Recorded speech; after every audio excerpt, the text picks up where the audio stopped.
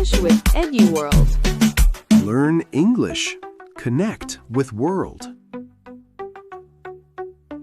Hello, Kenny. How are you today? I am fine, thanks. And you? I am fine, thanks. Stop. Kenny, stop talking right now. Listen to yourself. Listen to us.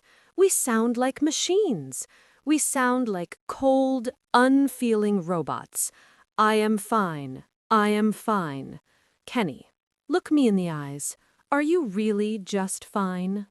Honestly, no. Actually, I'm exhausted because my neighbor's dog barked all night, and I am incredibly nervous about recording this video, and I miss my family. But I just said I'm fine. Why did I do that? Because you are caught in the robot trap. This is the silent tragedy of learning English. Millions of students fall into this darkness every single day. Inside, your heart might be breaking, or you might be dancing with joy or burning with frustration. But outside, you lock it all behind that one boring, empty sentence. I am fine. I'm fine, that's the most dangerous lie in the world. It's silently killing relationships and turning you into an invisible shadow. Don't let a poor vocabulary silence you. This video holds the only key to breaking the silence and making others eager to listen to you. It feels so lonely, Anna. It feels like I am shouting behind a glass wall and nobody can truly see me. I know, and that is why we are here. Welcome to English with EduWorld. Today, we are going to shatter that glass wall. We are going to banish I'm fine from your vocabulary and give you the words to paint your life in high definition. That is exactly what I need. If you are watching this and you are tired of hiding your true self, please hit that subscribe button right now. Support our channel so we can keep making videos that help you connect. Now, before we unlock your vocabulary, we need to know your habits. Be honest with us in the comments. When you are feeling sad or angry and a native speaker asks, "How are you?" what do you do? A. I lie and say I'm fine because I don't know the deep words. B. I try to explain my feelings, but I get stuck and feel awkward. Type A or B right now. Regardless of whether you chose option A or option B, the reality is that you are likely suffering from the same invisible condition, emotional flatlining. Flatlining? That sounds serious, like a heart monitor in a hospital that has stopped beeping. In a way, it is just as serious for your social life. When you limit yourself to the basic primary colors of emotion, words like happy, sad, and angry, you force your complex human soul into a tiny two-dimensional box. To a native speaker, you don't just sound simple, you risk sounding childish, or even worse, cold. I think I have felt that coldness before. I remember when my best friend called me, crying because she had lost her job. I wanted to comfort her, but the only words I could find were, "I am sad for you." Even as I said it, it felt weak. It felt insufficient. It felt insufficient because it lacked nuance, Kenny. Sad is a generic bucket. It doesn't tell her that you are devastated by her news, or anxious about her rent, or furious at her boss. Without those specific, sharp words, you cannot bridge the gap between two hearts. You are just exchanging facts. That is painful to hear, but it is true. So how do we restart the heart? How do we fix this flatline? We fix it with a concept called emotional granularity. Granularity? That sounds like a scientific term. It simply means seeing the particles, the texture, and the fine details. Today, we are going to throw away the broad paintbrushes. We won't just teach you the word angry, we're going to teach you the crucial difference between being frustrated because you are stuck, irritated because of a noise, and furious because of an injustice. I see. We are moving from a low-resolution, blurry black and white photo to a high-definition 4K movie in full color. Precisely. We're going to give you the specific tools to tell people exactly who you are, and that precision is what builds trust. But before we hand you these high-definition tools, we need to calibrate the machine with a moment of radical honesty, right here, right now. Yes, I want everyone watching to stop scrolling, stop multitasking, and just be present with us for 10 seconds. Take a deep breath in and let it all out. Now look inside yourself. On a scale of 1 to 10, where is your spirit right now? 1 is I am barely surviving, and 10 is I am on top of the world. Pick your number. And here is the only rule. You are absolutely forbidden from using the word fine. Find one specific word. Maybe exhausted, maybe hopeful, maybe curious, that describes the beat of your heart in this exact moment. Type that number and that true word in the comments below. Let us see the real human behind the screen. Thank you for being brave enough to share that truth with us. You are watching English with EduWorld. I'm Kenny. And I'm Anna. We exist to guide you away from the robotic textbook so you can finally speak English with your heart, not just your head. With our intentions set and our hearts open, let us now step into the laboratory of human emotion to begin our masterclass, dissecting the 5 distinct families of feeling that define our existence. I am ready to learn, Anna. I want to replace my black and white vocabulary with a full palette of color. Where do we even begin? We begin with the most deceptive family of all, the happy family. Deceptive, but happy is simple. It is the first word I learned. I am happy. Everyone understands it. Everyone understands it, but nobody feels it. Happy has become a generic umbrella that covers too many different sensations. If you win the lottery, you are happy. If you eat a nice sandwich, you are happy. If you see your child walk for the first time, you are happy. Kenny, do those 3 things feel the same to you? No, definitely not. The sandwich is nice, but the lottery is electric. And the child, well, that is something deeper. Exactly. So let's throw away the umbrella and look at the specific drops of rain. Let's start with that sandwich feeling. The word you need here is content. Content. It sounds soft. It is soft. Contentment is a quiet, low-energy happiness. It is the absence of want. Imagine it is Sunday morning. You are sitting on your balcony, you have a warm cup of coffee in your hands, the sun is hitting your face. You aren't jumping up and down, screaming with joy. You are simply at peace. You are satisfied with exactly where you are. That sounds beautiful. So content is when I don't need anything more. Precisely. Now contrast that with the lottery feeling.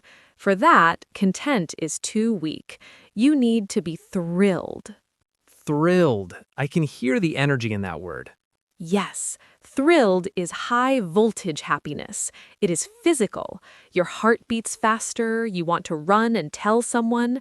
If you get a promotion at work, or if your favorite team wins the championship in the final second, you are not content. You are thrilled. You are buzzing with electricity. Okay, content is the Sunday morning coffee, thrilled is the Friday night victory. But what about the third one? Watching your child walk. That feels bigger. That brings us to elated. To be elated means to be floating on air. It is a feeling of pure, soaring joy that lifts you off the ground. But there is another word that often sits right next to it, which is crucial for deep connection: grateful. Grateful. That is about saying thank you, right? It is deeper than manners. Gratitude is a warm weight in your chest. It is when you recognize that a good thing has come to you from outside yourself. When you look at your family and realize how lucky you are, you feel grateful. It is a humble happiness. So I can be content with my life, thrilled about my vacation next week, and grateful for my health. Exactly. See, you just painted a complex picture of your life in 3 sentences. You are no longer a robot saying, I am happy. You are a human being with depth. I love that. But Anna, life isn't always sunny. We have to talk about the dark clouds, the sad family. We do. And Kenny, I want to remind you and everyone watching, it is okay not to be okay. The problem is that English learners often feel they must be positive to be polite, but if you are suffering, you need the right words to process that pain. I struggle with this. Sometimes I have a bad day, but sad feels too heavy. Like I'm not crying, I just have low energy. For that, we have the perfect phrase, feeling down or feeling blue. Feeling blue, like the color? Yes, imagine a rainy, gray Tuesday. Nothing terrible happened. Your dog didn't die. You didn't lose your job. You just feel a little heavy. The spark is gone. You are feeling down. It is mild, temporary sadness. Okay, that is useful for those slow days. But what about when tragedy strikes? What about when the dog actually dies? Sad feels like an insult in that moment. You are right. If you tell a friend, my mother passed away and I am sad, it sounds almost cold. The word you need is devastated. Devastated. It sounds like destruction. It comes from destruction. It means you have been leveled. You are broken into pieces. It is the strongest word for grief. Using devastated honors the size of the tragedy. It tells people, I am not just having a bad day. My world has collapsed. I hope I don't have to use that word often, but I'm glad I know it. Now, Anna, there's a feeling I've had since I moved to a new city. I'm around people at work, but I still feel empty. Is that sadness? That brings us to the most important philosophical distinction in this family, lonely versus alone. I always mix these up. Being alone is a physical fact. It means there are no other humans in the room with you. You can be alone and be perfectly content. Right. I like being alone sometimes. But being lonely is an emotional state. It's a feeling of disconnection. You can be standing in the middle of a crowded party, surrounded by laughing people, and feel completely lonely because nobody understands you. That's exactly it. So, alone is geography, lonely is psychology. Perfect. Now, let's move to the family that I think defines modern life more than any other, the stress family. Oh, I know this family well. This is my everyday life. You and everyone else, Kenny. The modern world is fast, loud, and demanding, and the word stressed is getting tired. We need more precision. Let's talk about the feeling of overwhelmed. Overwhelmed. What is the image for that? Imagine you are standing in the ocean. The water is at your ankles. That's fine. Then it's at your waist, then your neck, then a wave comes over your head and you cannot breathe. That's overwhelmed. It feels like drowning. Yes, it means too much. Too much input, too much noise, too many responsibilities. When you tell your boss, I'm overwhelmed, you are saying, my system is full. I cannot take one more drop of water. And what happens if you stay underwater for too long? Then you become burnt out. Burnt out? Like a fire that's gone? Like a matchstick. Imagine striking a match. It burns bright and hot, and then, it turns black and brittle. If you touch it, it crumbles to ash. That's burnout. It's not just being tired, it's being empty. You have no fuel left to give. I think I felt that last year. I wasn't just tired, I was hollow. Now, Anna, here is a tricky one. Nervous and anxious. My dictionary says they are the same. Your dictionary lacks nuance. They are cousins, but they live in different houses. Nervous is usually tied to a specific event on the calendar. Like a job interview? Yes, or a first date, or a dentist appointment. You are nervous because of the event. Once the interview is over, the nervousness stops. It has an expiration date. And anxious? Anxious is often vague, foggy, and long-term. It is a low-level hum in the background of your mind. You are worried about the future. You are worried about money. You are worried that something bad might happen, but you don't know what. You can be anxious while sitting on your sofa doing nothing. That is a huge difference. So I'm nervous about this recording right now because I want to do well, but I'm anxious about the economy next year. Exactly. Being able to distinguish these helps you understand yourself. If you are nervous, you just need to get through the event. If you are anxious, you might need to meditate or talk to a friend. That is really helpful advice. Now let's go to the party, the social family, feelings that involve other people. Ah, the tricky ones. Let's start with the red face, embarrassed. I hate this feeling. It is when I trip on the sidewalk or spill coffee on my shirt. Yes, it is the feeling of being exposed and looking foolish. But Kenny, have you ever felt secondhand embarrassment? Secondhand? Like buying a used car? No, it means feeling embarrassed for someone else. Oh, like when I watch a comedian tell a joke and nobody laughs. Yes, the room is silent, he is sweating, and even though you are safe in your chair, you feel embarrassed. You want to hide your eyes. The young people on the internet call that cringe, right? Exactly. That is so cringe. It's a very empathetic, although painful, emotion. Now for the most dangerous pair in the social family, jealous versus envious. I bet 99% of people think these are the same word. They do, but they are not. Let's clear this up once and for all. Envy is about wanting what someone else has. Okay, so my neighbor buys a Ferrari. I look at it and say, I want that car. That is envy. It's two people, you and the neighbor. You want his toy.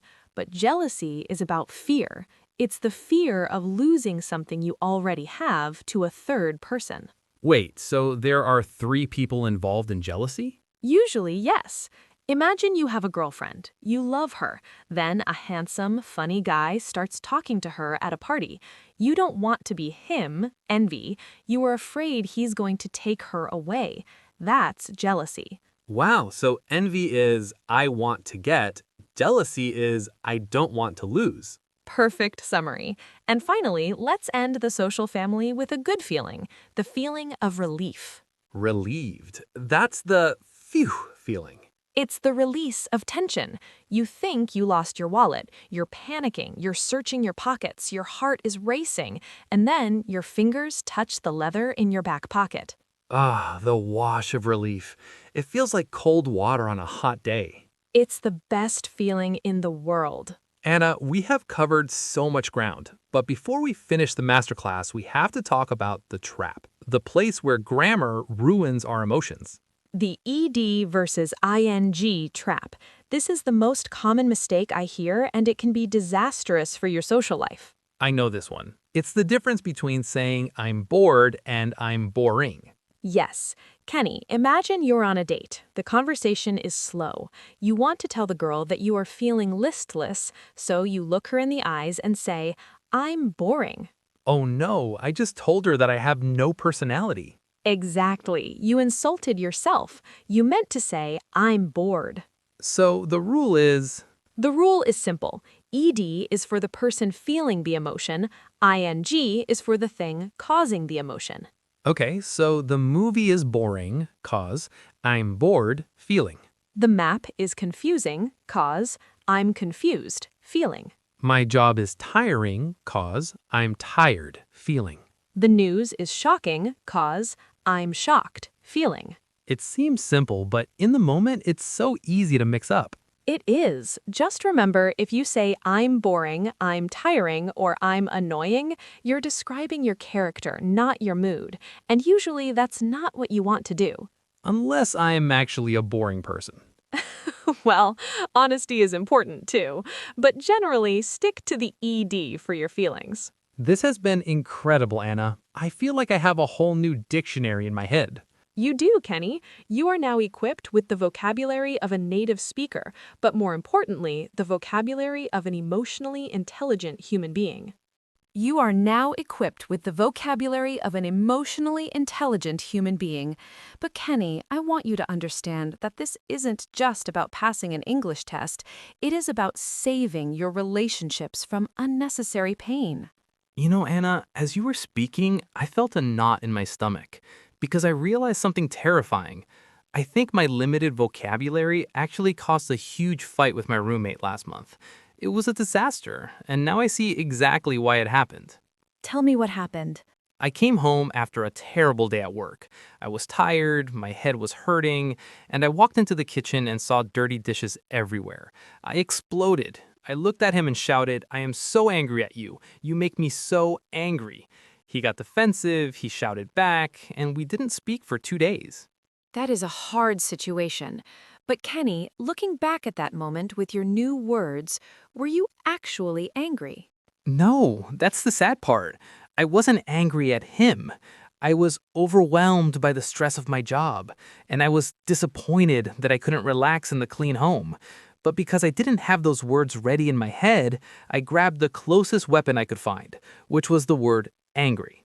And that is the tragedy. When you say, I am angry, it sounds like an attack. It forces the other person to fight back to protect themselves. But imagine if you had walked in, took a deep breath, and said, Hey, I am not angry. I am just completely overwhelmed right now, and I feel disappointed about the mess. The energy would have been completely different. He probably would have said, "I'm sorry, let me help you," instead of shouting. Exactly. He would have softened. He would have offered you empathy instead of defense. Precision creates peace, Kenny. When you use the wrong word, you start a war. When you use the right word, you build a bridge. That is the true power of what we are learning today. It is not just vocabulary. It is the tool to let people love you properly. If you are ready to claim that power for yourself, to become the person who connects deeply rather than hiding behind silence, then you belong here with us. At English with EduWorld, we are not just teaching you grammar rules, we're building a global family that values connection over perfection. If you want to keep feeding your confidence and growing your emotional intelligence every single week, please hit that subscribe button right now. Do it as a promise to your future self that you will no longer settle for a black and white vocabulary. And please, think of just one person in your life right now. One friend who always hides behind the words, I'm fine, or a colleague who struggles to express their true feelings. Share this video with them today. Be the friend who hands them the key to unlock their own voice, so we can all learn to speak from the heart together. We have traveled a long distance today, moving from the flat, gray world of I am fine to a vibrant landscape filled with words like content, devastated, overwhelmed, and relieved. We have handed you the keys to unlock the prison of silence. But keys are useless if you do not put them in the door and turn them. True learning only happens when knowledge meets action. So before you leave us, we have one final, crucial mission for you. We call this the Emotional Diary Challenge. This challenge is simple, but it requires bravery. We want you to look back at your last 7 days. Do not just look at the events, look at the feelings underneath them. I want you to pick 3 specific words from our lesson today, words that you have never used in a real sentence before. Maybe you felt burned out on Tuesday, or hopeful on Wednesday, or secondhand embarrassment while watching a movie on Friday. Exactly. We want you to go to the comments section right now and write 3 simple sentences using those new words to tell us the story of your week. It might look like this. On Monday, I was overwhelmed by emails. On Wednesday, I felt lonely even though I was at a party. But on Friday, I felt relieved because the weekend started. By writing these sentences, you are not just practicing grammar, you're practicing vulnerability. You're training your brain to recognize and name your emotions, and that is the first step to mastering them. We'll be down there reading your stories, correcting your grammar, and cheering you on. Thank you for being vulnerable with us today. Remember, your feelings are valid, your voice matters, and your English is becoming more human every single day. See you in the next conversation. And before you go to start your new chapter, we have one simple question for you. Based on what you heard today, which approach do you think will work better for you this year? Option A, one big intense change, Or option B, one tiny, consistent habit. We are really curious to see what you think, so please type A or B in the comments below so we can learn from each other. And finally, if this episode gave you a moment of clarity or helped you feel less alone in your journey, please hit that subscribe button to support English with EduWorld. Your support gives us the motivation to keep creating deep, honest content like this for you. We are so happy you joined us today. Thank you for listening, and we hope your day is cozy, peaceful, and full of smiles. Yes, take care, friends, and enjoy every corner of your home. Bye-bye, friends. See you next time. Bye-bye.